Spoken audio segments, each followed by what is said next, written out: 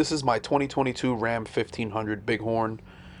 So today's project, I wanted to upgrade the light bulbs in the stoplight and the cargo light. Although this is a Bighorn that normally comes with the incandescent halogen bulbs, this does have the upgraded LED package. So my stoplights, fog lights, and headlights are LED, but for some reason Ram did not make the cargo light and the stoplight or the third brake light LED.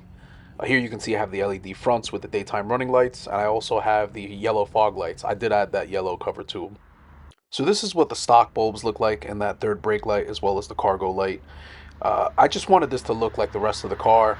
I have LEDs all around except for this, and I really dislike the way the cargo lights look. They look kind of yellowish. I also felt like that stoplight looks a little pinkish.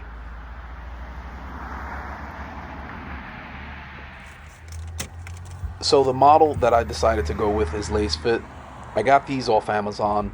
Tons of great reviews actually, and a bunch of videos on YouTube that say these are pretty good. This stoplight bulb is model number LT15R. T15 is for the size, R is for red, and this is what I'm going with for the cargo light. Same size bulb except these are white, model number T15 white. So again, I went with red for the stoplight. I just wanted to emphasize that I really wanted this to be red. I didn't want to put a white one in there and get a pinkish light. And obviously I got white for the cargo lights to light up the bed. I am using my M12 or my Milwaukee M12 Surge Impact. If you guys don't know about these guns, they offer great control. They are pretty powerful. They're not Milwaukee's strongest impacts, but if you're looking for a lot of control, this is it. If you're looking to not over torque anything, trust me, this is it.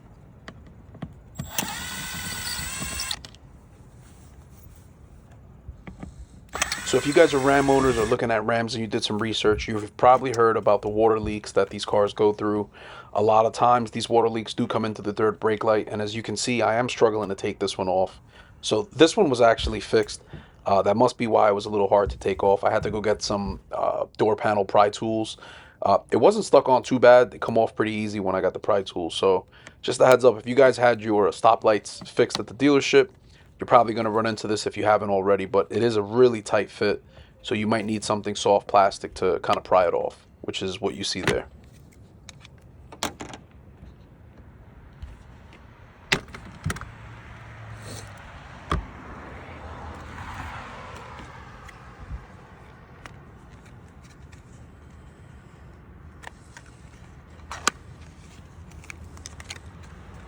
I neglected to turn the light housing around and show you guys the foam.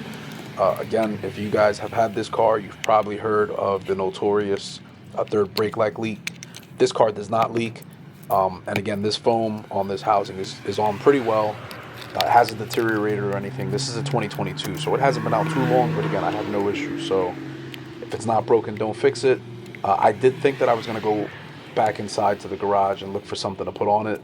But again, this was on pretty well, and it seems to be holding up pretty strong, so I'm going to leave it alone and just put it right back.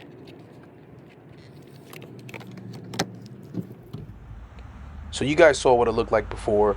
These are the new bulbs. Obviously, that red is a lot brighter, and the cargo lights are insanely bright. I'm really happy with the way this came out. You can see the sun's going down, so there's a lot of glare on the lens, but take my word for it, this is a lot brighter. Again, to put this light housing back, you guys can see me using my Milwaukee M12 Surge driver. Normally I would not use an impact gun on anything like this because I'd be afraid to break it. Setting 1 on this is really sensitive. So this can get as sensitive as you guys really want it to be. Normally impact guns kind of rip through things. It might crack the plastic, it might warp it or bend it. I don't know how strong this is on setting 1, but it's really delicate. I've always matched it with a screwdriver to see how hard it got, and it's actually pretty good. The trigger is sensitive as well, so if you do a light pull, you're going to get a light reaction from it. It's never going to over torque. That's why I prefer the Surge over the other impact guns. I feel like I get way more control with this one. In fact, you can see here, I'm pulling the trigger. You guys can hear it, but it's not really going too far, so it's just the right amount of pressure.